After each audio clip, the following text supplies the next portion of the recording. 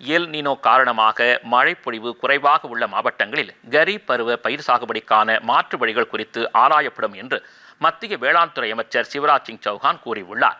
El Nino பருவநிலை மாறுபாடு காரணமாக நடப்பாண்டில் தென்மேற்கு பருவமழை குறைவான அளவிலேயே பெய்யும் என்று ஆய்வாளர்கள் தெரிவித்துள்ளனர்.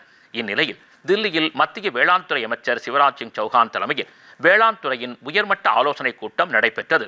இதில் பருவநிலை மாறுபாடு காரணமாக நடப்பாண்டில் மழைப்பொழிவு குறைவாக உள்ள மாவட்டங்கள் அல்லது மழையில்லாத மாவட்டங்களில் மேற்கொள்ளப்பட வேண்டிய முன்னெச்சரிக்கை நடவடிக்கைகள் குறித்து ஆலோசனை நடத்தப்பட்டது.